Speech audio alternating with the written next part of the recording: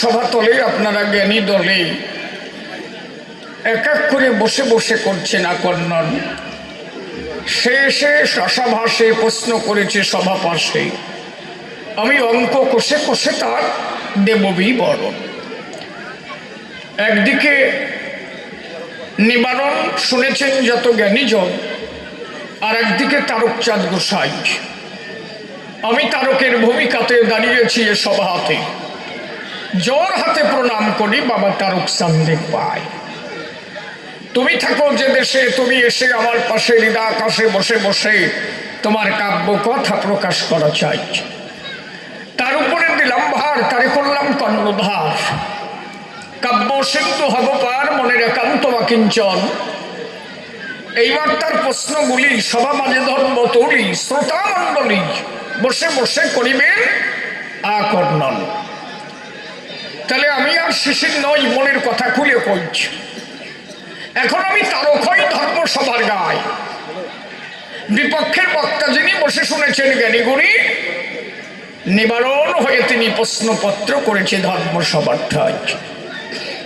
বিভিন্ন প্রশ্নপত্র তুলে ধরেছে সভাগাত্র, অত্র তার দেব সমাধান। একখানার জবাব হয়ে গেল, আপনারা শুনেছেন জ্ঞানী দল। গুরুচাঁদ কেন ওই কথা বলল? শিক্ষার আছে প্রয়োজন, তাই তো? জবাব হয়েছে কিনা? হয়ে গেছে। ওই একখান প্রশ্ন নিয়ে তার রাত ভরে কাটানো যায় না। তারপরে আরো কথা আছে, কি বলবো সভা বাজে বাবাজি। আরো একখানা গান শুনতে আমার কাছে চাইছি। আমার এক বাবা গান শুনিয়ে কি নাম, বাবা গণেশ। বাবা গণেশ আসিয়া লাগবে বলে, তাই প্রশ্ন যেমন হচ্ছে জবাবও তেমন হচ্ছে। 500 টাকা না দিয়ে ফেলার কায়দা নাই। বাবা আমায় করে গেল দান, আপনারা আশীর্বাদ করবেন জ্ঞানবান। তার যেন অর্থের অভাব কোনোদিন দেয় না দয়াল হরিচাঁদ। ঠাকুরের কাছে আমি এই প্রার্থনা জানাই, ছেলে নিয়ে কন্যা স্ত্রী নিয়ে সে যেন আনন্দ থেকে হরিনাম করিয়ে অন্তিমে যেন শ্রী হরি চরণ যুগল পায়। জয় হরি বল, হরি বলে অন্তিমে যেন শ্রী হরির চরণ প্রান্তে যায়। রবি তুই যাস কোন জায়গায়? খা। তাহলে বিভিন্ন প্রশ্নপত্র তুলে ধরেছে সভাগাত্র, অত্র তার দেব সমাধান। দেখে বলে সভাতলে এই নারী শিক্ষা গ্রহণকালে হরিচাঁদ গুরুচাঁদের কি ছিল কল্যাণ? তারা মেয়েদের এমন কি কল্যাণ করে গেল তোমার কাছে বলা ভালো, সভাতল বলো আমায় তাই। গুরুচাঁদ ঠাকুর বারে বারে বলেছিল তাই, নারী সঠিক শিক্ষা না পেলে সন্তান ভালো হওয়া হয়ে যায় দায়। যেমন জি মা যেমন তার মাইয়ে তেমন, এ তো আমরা জানি তার সবাই। অন্তরে করেন ধারণা সেসব কথা মিথ্যা না। যদি বলি ছোট্ট একটা ঘটনা, আপনারা দশরথের উপখ্যান জানেন সর্বজনা। বাবাজিরা বলে গেল তাই হরিচাঁদের অবদান নারীদের উপরে কি ছিল এটা জানবার বিষয়। এই ঘটনা জানতে গেলে আমি বলি সভাতলে ওই দশরথের উপখ্যান পড়লে তাতে পরিষ্কার জানা যায়। বসে শোনেন নারী নরে, যেদিন ঠাকুর গিয়েছিল দশরথের ঘরে, না এ বেশি অত্যাচার করে আমরা জানি তাই 20 টাকা জরিমানা দিল। আপনারা জানেন যত জ্ঞানী দল।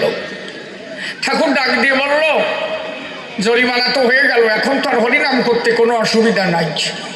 বলে তাতে দুঃখ নাই। কি বলবো সভাতলে বসে শোনেন জ্ঞানী দলে। কিন্তু ওই যে দশরথকে কয়েকখানা জুতোর বাড়ি মারিয়েছিল, এ তো আপনারা জানেন সবাই। পরের দিনে বসে শোনেন জ্ঞানী জনে আমার দয়াল হরিচাঁদে বলে মহিলা কাছারি বসাতে হবে, তা না হলে রেহাই পাওয়ার কোনো উপায় নাই। সেদিন মহিলা কাছারি হয়েছিল। বসে শোনেন জ্ঞানী দল, নারীদের সেদিন জর্জ বানাইয়েছিল। ঠাকুর ডাক দিয়ে বললো আজকের এখানকার বিচারক হবে একজন মা, উকিল মুক্তার যারা বিচার করবে মায়েরা। ঠাকুর আসামি হয়ে তাদের কাছে জিজ্ঞাসা করলো তাই কোন একজন মাকে বসাইয়ে সিংহাসন করে ডাকতে বলছে, ঠাকুর তারে কি হবে নাইবের উপায়? বিরত সে বেড়েছে দশরথের, আমি বলি তোমাদের ধারে তার পূর্ণ বিচার চাই। এর মানে কি? সেই দিন ওই মেয়েদের ওই আসনে ঠাকুর বসালো কেন? বসে শোনেন জ্ঞানীজন, যদি ইতিহাস একটু আমরা বলতে চাই, এখন 1891 সালে বসে শোনেন জ্ঞানী দলে ডক্টর বি আর আম্বেদকরের জন্ম হয়। গুরুচাঁদ ঠাকুর যিনি 1846-এ আবির্ভূত হলেন তিনি, আর হরিচাঁদ ঠাকুর আবির্ভূত হয়েছিলেন 1812। তাহলে 1812 আর 1891 প্রায় 80 বছরের একটা ডিফারেন্স প্রায়, তাই তো? কত বছর হয়? রূপ গেলি কোন জায়গায়? তাহলে বসে শোনেন নারী নরে এই 70-80 বছর যে আম্বেদকর ভারতবর্ষের আইন সংবিধান রচনা করে, সেই আম্বেদকর তাই জল খেতে গেলে কোনো পাত্র দেয় নাই তারাই। ওরা বলেছে তাই ও ছোট জাতের ছেলে, পাত্র ছুঁয়ে দিলে তাতে আমাদের জাত চলে যায়। এই জন্য আম্বেদকরকে কোনো পাত্র হাতে জল খেতে দেওয়া হয় নাই। আ করে তাকায় থাকতো, উপর দিয়ে জল ঢেলে দিত, তাই আম্বেদকর সাহেব খেত। আমার কথা বুঝতে পারছেন কি? তাহলে এই ঘটনা কত সালে ঘটলো? 1891। তাহলে 1891-তে যদি এই ঘটনা ঘটে, আমি বলি সবার তটে হরিচাঁদ এসেছিল 1812, তাহলে তখনকার পরিস্থিতি কি ছিল? কঠিন ছিল তো নাকি? কথা বোঝা যাচ্ছে নাকি? তাহু হাত দাও না কেন? সাটা বোঝো না, চুপ করে বসে থাকে, বোঝে না কিছু। তাহলে চিন্তা করেন নারীরা, যে আম্বেদকর সে 1891-তে ভারতবর্ষের সংবিধান রচনা করে, সেই স্কুলে গেলে এমনকি শোষা জল খেতে গেছে। শোষা জল বোঝো তো? ভদ্র বাংলায় জানে জল খরচ কয়, আর আমরা পূর্ববঙ্গে শোষা কথা কইছি নাকি? ওরে উপভাষায় কয় যে সুসিয়া হয়, সারা শোষা কয়। আসলে পড়িয়ে গেছি মুছিয়ে শোষণের ফলে। আল্লাহ, তাহলে 1812 সালে কি দশা ছিল? এই জাতি পড়েছিল নিম্ন কবলে। তখনকার মেয়ে ছেলে রাস্তায় চলার কায়দা নাই। সেই মুহূর্তে হরিচাঁদ ঠাকুর একটা মহিলা কাছারিতে জজ তৈরি করেছিলেন একটা নারীকে। কেন? হরিচাঁদ ঠাকুর জেনেছিল তাই একমাত্র নারীর অধিকার ঠিক না দিলে সমাজের উন্নয়ন ঘটানো কবু সম্ভব নয়। কথা বুঝেছ? যে মুহূর্তে মেয়েদের রাস্তায় চলতে গেলে ঝাঁটা বেঁধে দিত, সে মুহূর্তে মেয়েদের রাস্তায় চলতে গেলে গলায় ঘটি বেঁধে দিত, আর সেই মুহূর্তে আমার হরিচাঁদ তাদের সিংহাসনে বসাইয়ে বিচারকের আসন দিয়েছিল। তার মানে আমার ঠাকুর জেনেছিল তাই যুগে যুগে নারীদের অধিকার ফিরে পায় নাই। এইবার নারীদের সঠিক অধিকার দিতে হবে, কারণ নারীর অধিকার না থাকলে ধর্ম সঠিকভাবে ধরা থাকে না, ধরায়। হরিচাঁদ ঠাকুর অবতার হলো কেন? এক জন্মে নারীর কাছে সঠিকভাবে ঋণ শোধাতে পারলেন না কোনো ভগবান। আমি ভুল বলছি কি? যদি বল কই এত সরে কবেন যে ঠিক হয় নাই। ছিল ওই যে সীতা, যদি বলি তার কথা, বসে শোনেন বিজ্ঞ শ্রোতা, সীতাকেও রাবণ হরণ করে নিয়ে যায়। যেই হরণ হয়ে গেল, রাবণ নিধন হয়ে গেল, সীতা মনে মনে ভাবলো বুঝি আমার দুঃখের কপাল গেল, এইবার স্বামীর কাছে বসে আমি আনন্দ পাবো, আর ব্যথা নাই। গেল যখন অযোধ্যায়, লোকজনে ডাক দিয়ে কয়, কি কয় জানেন তো? প্রজাবর্গ বলে তাই সীতার নাকি সলমাই হবে। তা ও তো রামের কাছে ছিল না, ব্যাপারটা কি রে? এই গবেষণা রাম যখন শুনতে পেল, লক্ষণকে বলল, লক্ষণ যদি আমার ভালো চাও তাড়াতাড়ি কথা নাও, সীতারে আবার বনে দাও। গর্ভবতী অবস্থায় সীতারে আবার বনবাসে দিতে হলো। প্রজাদের ভাবোত্তরে সীতা আবার গেল বনবাসে তরে। দুটো যমজ সন্তান হয়েছিল বাল্মীকির তপবনে, জানে জ্ঞানী দল। পরবর্তীতে সীতা মনে ভাবলো তাই লবকুশকে নিয়ে যখন সীতা ফিরে এলো, ভাবলো এবার মনে হয় কপাল বলো, এমন ভাবে তার ভর্ৎসনা করা হলো, শেষ পর্যন্ত সীতা মা জানো, এই মা বসুমাতাকে বলেছিল, মা তুই আমার আনিছিলি, আমার কথা নিবি, আমি এ দুঃখ সহ্য করতে পারছি না, মা মাটি ফেরে তোর কোলে আমারে তুই নিবি। একটা গান আছে দেখবা মহাসংকীর্তনে, তারক গোসাই গান। কি লিখেছিল তারক গোসাই? কাঁদলে কি গৌর পাবি, তাই তো ভাবি কে না কাঁদে গৌর বলি। ওই গানের মধ্যে লেখা আছে। কি লেখা আছে? লেখা আছে ওই জায়গায়, তোমরা দুঃখ জানো কি রে? জানো কি রে মানে জিজ্ঞাসাবোধক। তোমরা দুঃখ জানো কি? তুই কি জানিস? এই যে পাই না, এই হচ্ছে এই জানো মানে জিজ্ঞাসা। তোমরা দুঃখ জানো কি রে? ওরে জানো কি রে, এই জানো কি মানে সীতা।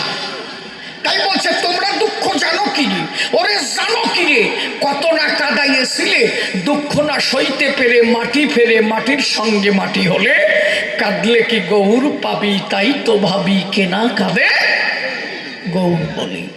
তাহলে সীতা কত ব্যথা পাইছিল। কে না কি বাজে উঠলো সালা, মরিয়ে গেলাম গুঁড়ো গাড়ার ঠেলায়। সলমাই হয়েছে আজকাল হাঁসের বাচ্চার মতো, বুঝলি? আমরা যে কি জন্মাইছি আমরাই জানি না। ওই যাও প্যাক প্যাক দিয়েই যাচ্ছে। অনেক সময় আমরা বাংলাদেশে দেখবাই মুরগি তাওয়ায় আসলে হাঁসের ডিম ভরিয়ে দিতাম না? মারা এরকম ছিল না? মুরগিটা তাওয়ায় আসতো, হাঁসের ডিম ভরিয়ে দিত। যেই ফুটে বাচ্চা বাড়তো, মুরগি ভাবতো যে কি জন্মাইছি রে, কি রে। ওই হাঁসের বাচ্চা জলে যে কুলকুল করে খেলে বেড়াতো, আর মুরগি ডাক দিত, ওরা কয় যে আমরা ট্রেনিং কমপ্লিট করি আইছি। আজকে সালমাই এই হাঁসের বাচ্চার মতো হয়েছে। আমরা যে কি জন্মাইছি সেটা আমরাই জানি। দেখবা এখনকার সালমাইয়ে ফোন না দিলি কথাই কবে না। খাতে যাইয়ে ফোন দাও, হাঁটতে যাইয়ে ফোন দাও, প্রস্তাব করবে তাও প্রস্তাব করবে না ফোন ছাড়া। কেফে করিয়ে যাচ্ছে কে নাই ভাইজে বেলা চুপ করে দোয়াই দাম মৃত্যুর। এই দোষ কার? আমাকে সবাই কোনো ফোন টোন ছিল বুড়ো কর্তা, সারা 20 বছর বয়স হচ্ছে ফোন চিনি নাই, আর এখন ওই ফুটে বাড়লি ফোন দিতে হবে। এর কারণ আছে, ওরা ট্রেনিং ওর মার কাছ থেকে পাইছে। আমার মা বাবার ওই ফোন হাতে ছিল না, এই জন্য আমরাও পেটে বসে ট্রেনিং পাই নাই। আর এখন বৌমাকে সালমাই যেই আসে চেয়ারে বসে তখন ওই ফোন দেখে, কোনো কাজ টাজ করে না, কোনো ফোন দেখে, আর ওই লাল বোতামে টেপে, আর ভিতরের দেখে যে কোন বোতামে চাপ দিল, ওই ভিতরে একটা ট্রেনিং কমপ্লিট করে আসে। ফুটে পারলি একটু ওরটা চাপ দেওয়া শুরু করে দিচ্ছে। এই জন্য অন্তরে করি ধারণা, সন্তান গর্ভে এলে হরিনাম না করলে, ঈশ্বর ভাবনা না থাকলে সেই সন্তান ভালো হতে পারে না। মহাভারতে অভিমন্যুর কথা জানেন? যত বিজ্ঞ শ্রোতা লিখেছে, অর্জুনের কথা বলি সবার ঠাই। অর্জুনের পুত্র অভিমন্যু ছিল। অর্জুন আগম তত্ত্ব বলেছিল, শুনেছিল, কিন্তু যখন নিগম তত্ত্ব বলতে গেল সুভদ্রা ঘুমিয়ে গেল, যার কারণে কিন্তু শুনতে পারে নাই। এই জন্য গর্ভের সন্তান থাকলে মা যা করে সন্তানে ওইয়া দেখতে পায়। বাবা ভালো তালে তালে গাই দিচ্ছে, ভালো তালিম রে ভাই। একগো আমার দলে মাসি নাই, তোরে নিয়ে যাই। হরিবল হরিবল হরিবল। এইবার যদি বলি, ওই যে রাধা পেয়েছিল কত বাধা, সার হলো তার হাসা কাদা।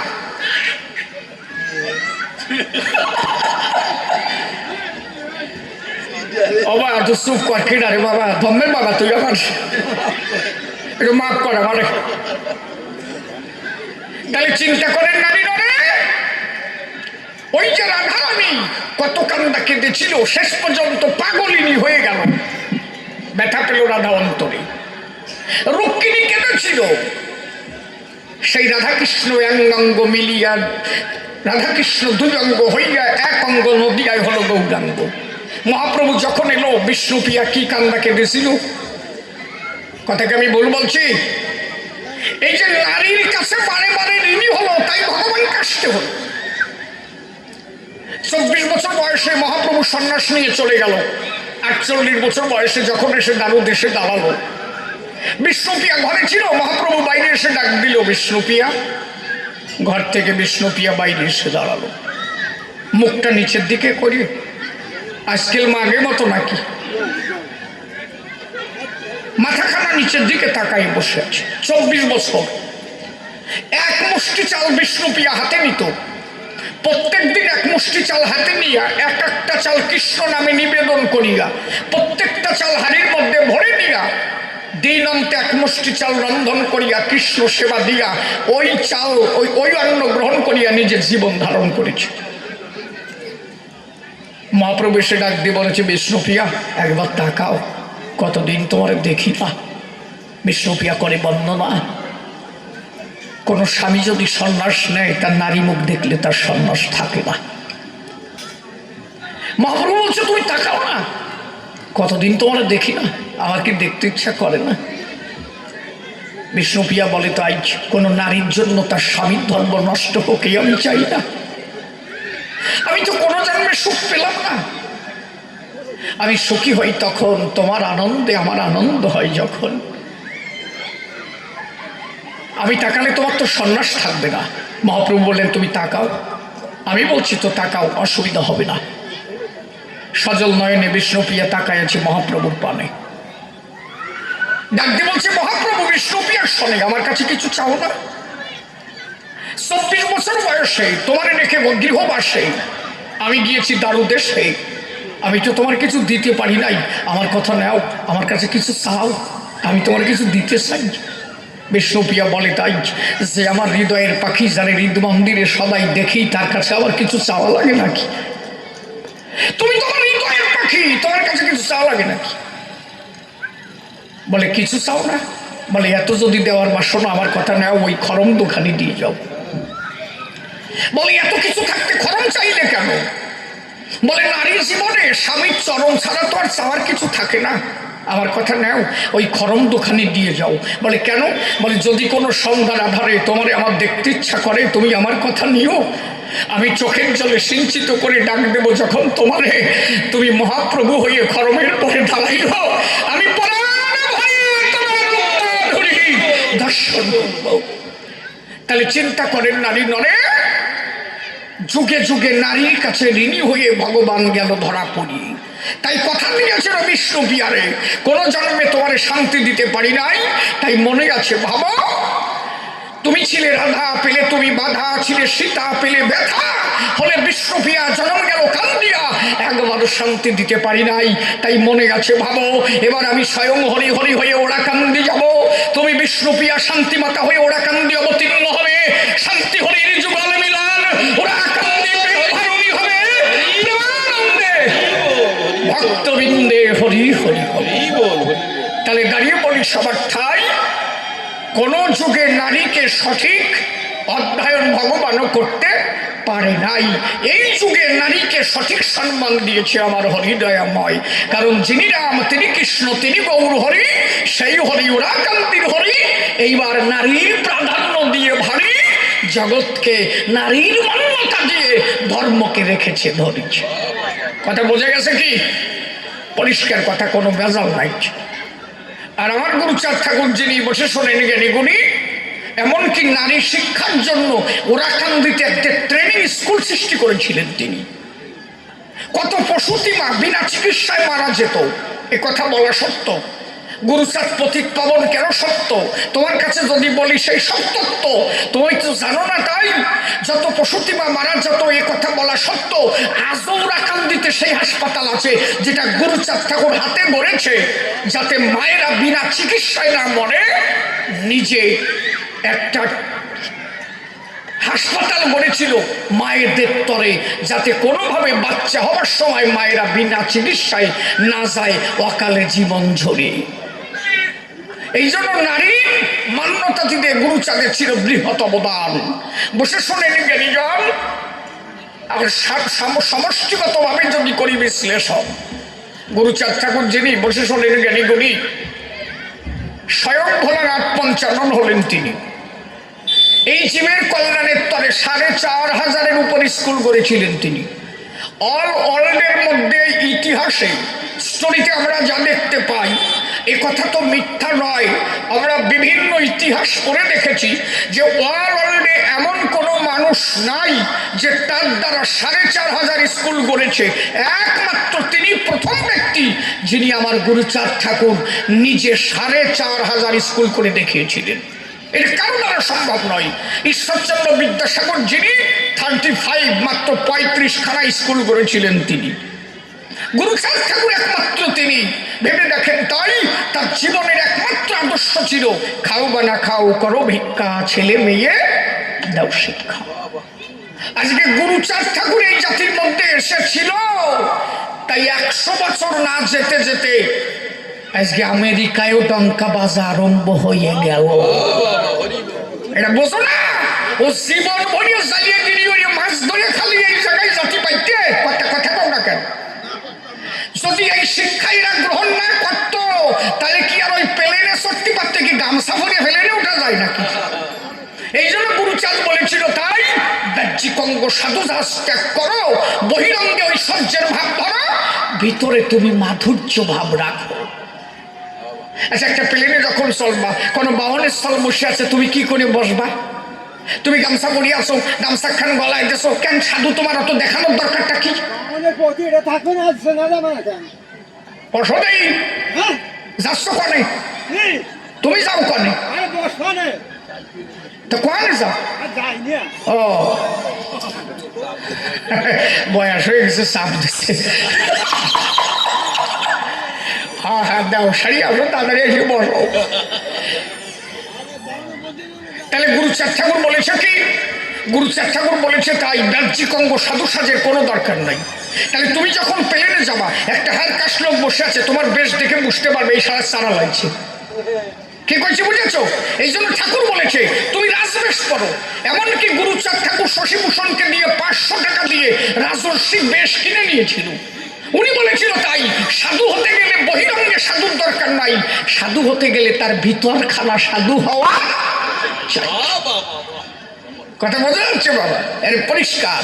ওই বাহ্যিক অঙ্গ সাধু সাজের কোনো দরকার নাই। সাধু তো হবে মনের দ্বারাই, বাইরের দ্বারা কি আর সাধু বোঝা যায়? বসেশনের নারী নরে ঠাকুর গুরুচাঁদ তার মাজা সমান পর্যন্ত চুল ছিল। পড়ে রেখো আচার্য মহানন্দ হালদারের গুরুচাঁদ চরিত, মাজা সমান পর্যন্ত গুরুচাঁদ ঠাকুরের চুল ছিল। ওরা চুল কেটে ফেললো। উনি যখন চুল কেটে ফেলে, ওরা কান্দির ভক্তগণে সবাই গিয়ে বলে ওরা কান্দির ঠাই, ওরে সেই হরিচাঁদের স্থল আত্মা নাই। গুরুচাঁদ বলে, তাই আমি কি আসি না আসি আমি বুঝবানি, তোমাকে তো খাতের দিতি কইছে কোন শালায়? চুল কেন কেটেছি? আমি নিজে আচরিয়া ধর্ম দিতে এসেছি। আমি যা করি এদেরকেও তাই করাই, এ চুল দেওয়ার দরকার নাই। ভদ্রবেশে চলো, মানুষের মধ্যে ভদ্রতা বজায় রাখো, নিজ ঐশ্বর্যের মতে চলো। তোমারে দেখে যেন কেউ বুঝতে পারে না যে তোমার ঘরে চোর নাই, এই ভাবনা যেন কারোর মধ্যে না আসে। এমন বেশে চলবা, তোমার দেখো হায়ার কাস্ট যারা, তারাও যেন ভাবতে পারে ওরে সারা আমাকে তো যেন এরা আরো বড় হয়েছে। কথা বুঝেছ? সেইভাবে চলবা, তোমাদের দেখে যেন কেউ ছোট মনে না করে। আর সাধু হবা তো মনের দ্বারাই, হরিনাম নেওয়া মাত্র যেন তোমার চোখের জল ঝরে। জল ভর্তি তো আর বেশের দরকার নাই। রবি কথা কইও। তাহলে অন্তরে করেন ধারণা, বসে শোনেন সরিজনা। এত আদর্শবান গুরুচাঁদ ঠাকুর নিজে আচরিয়া ধর্ম শিখিয়েছিলেন। বসে শোনেন নারী নরে, অল ভারতবর্ষ জুড়ে, অল ভারতবর্ষ, শুধু পশ্চিমবঙ্গ না, এটা একটা স্টেট, টোটাল কান্ট্রি ইন্ডিয়ায় একজন নমশূদ্রের চাকরি হয়েছে। কবে বলতে পারো আমারে? নমশূদ্রের প্রথম চাকরি যার হয়েছিল আম্বেদকর অনেক পরে, তো জানো না তোমরা, বোঝো না। আম্বেদকর 1891, আর শশীভূষণ গুরুচাঁদ ঠাকুরের জ্যেষ্ঠ পুত্র শশীভূষণের জন্ম হয়েছিল 1800 না, একে চট দিবানি 1867। তাহলে বসে শোনেন জ্ঞানী জন, আম্বেদকরের থেকেও 25-26 বছরের বড় শশীভূষণ। ভারতে প্রথম নমশূদ্রের চাকরি শশীভূষণ ঠাকুর, এর আগে কারো চাকরি হয় নাই। ব্রিটিশ সরকারে বসে শোনেন নারী দরে যখন নাম শশীভূষণের চাকরি হয় না, ডাক দিয়ে বলে বাবা গুরুচাঁদের দ্বারে, বাবা আমি যদি না জন্মাতাম তোমাকে ঘরে, আমি যদি জন্ম নিতাম ব্রাহ্মণকে ভিতরে, কবে আমার চাকরি হয়ে যায়। ঠাকুর গুরুচাঁদ বলে তাই দুঃখ করার দরকার নাই, তোমার চাকরি দেওয়ার জন্য আসছে মীর সাহেব, তারে আগে তোমার ধরা চাই। শশীভূষণ কলকাতা চলে গেল, মীর সাহেবের সঙ্গে দেখা হলো। মীর সাহেব মনে মনে ভাবলো যদি আমি বাংলাদেশে যাই, ওই গুরুচাঁদের এত ভক্ত আছে, ওইটা যদি খ্রিস্টান হয়ে যায় তাহলে বাংলাদেশের অর্ধেক খ্রিস্টান হয়ে যাবে, আমার খ্রিস্টান ধর্ম প্রচার করতে আর অসুবিধা নাই। উনি এক পলিসি নিয়ে আইছে, উনি তো বোঝে নাই সারা খ্রিস্টান বানাতে এসে উনি মতো হয়ে যাবে। কায়দা কোন জায়গায় না হোক, উনি এবার ওরাকান্দি যখন এলো গুরুচাঁদের কাছে বসলো। বাবা গুরুচাঁদ বলে তাই নাম কি? বলে মীর সাহেব। বলে আপনি? বলে আমি গুরুচাঁদ। বলে আপনারা সবাই বলে ভগবান। বলে সবাই বললে কেউ, আমি তো ভগবান নাই। বলে সবাই যে কয়। বলে কয় তাই কয়। বলে সেসব কথা থাক, আমার কথায় যাওয়া যাক। বলে কি? বলে আপনার এই মন্দিরে একটা দুর্গা প্রতিমা আছে, ওই প্রতিমা কি কথা কয়? গুরুচাঁদ ঠাকুর বলে তাই, ও প্রতিমাও কথা কয়, মাটিও কথা কয়, মাটিও কান্দে। বলে তাই যদি হয় ও গুরুচাঁদে এইবার দেখাও দেখি সেই প্রেমের ভান্ডে ওই মাটি কান্দে। গুরুচাঁদ ঠাকুর বলে তাই, আমার দেখানোর দরকার নাই, তুমি চেয়ে দেখো মাটি কান্দে কিনা, তোমার দেখবার বিষয়। যেই মাত্র মীর সাহেব পলক ফিরালো, মূর্তির দিকে যেই তাকালো, দেখে যে দুর্গা প্রতিমার চোখ দিয়ে টপ টপ টপ টপ করে জল পড়তেছিল। মীর সাহেব বলে তাই এ মানুষ সামান্য মানুষ নয়। জয় হরি বল, হরি বলে পড়ে গেল বাবা গুরুচাঁদের পায়। ওই যে গুরুচাঁদের পায়ে পড়ে গেল, ডাক দিয়ে গুরুচাঁদে বললো তাই শশীর চাকরি হবে কি না হবে আমি বুঝে নেব, আর তোমার কোনো দায়িত্ব নাই। সাব রেজিস্ট্রারি পদে শশীভূষণের চাকরি হয়েছিল, প্রথম ট্রান্সফার শিলিগুড়ি হলো। এইটা প্রথম নমশূদ্রের চাকরি, তারপরের থেকে নমকের চাকরি হলো। এর আগে কোনো নমর চাকরি নাই। তাহলে এই ভারতবর্ষ জুড়ে যত নমর চাকরি পাইছে গুরুচাঁদের কি পায়? আর এই কয় শালা চাকরি পাওয়ার পরে বাবা গুরুচাঁদের নাম গিয়া মনে নাই। দেখছো কি কথা, কথা বুঝেছ নাকি? এমন একটা আসর বানাইছো, আবার ঠান্ডায় দোস্তিছে দেখছো, উপরে একটা সামনে দিতে পারলে না বাবা, প্রচন্ড কুয়াশা পড়তেছে, মাথা অ্যাটাক করতেছে, এগুলো ঠিক না। হ্যাঁ হ্যাঁ হ্যাঁ, এরকম হয় না বাবা রে, ঠান্ডা অ্যাটাক করে যাচ্ছে। ঢোলে বাড়ি রে, ওই বাবার ওই গান খান গাই কি যেন, নইলে আর একটা আলোচনা করতাম রে বাবা। সামনের বার যদি কবি গান দাও, এই উপরে একটা সাউন্ড টাউন দিয়ে আসছো, তাকে একটু দাঁড় দিয়ে বসাবা, অন্তত এই লাইটের সাথে সরাই দিবা। হ্যাঁ, আর আসন নিচে করবা, ভক্তরা কাছে বসবে, ভক্তদের সাথে লেনদেন হবে। কি বাবা তাই কি না? নাহলে হয় নাকি সেই প্রেম ভাব কোনো কিছু নাই। দাও বাড়ি দাও।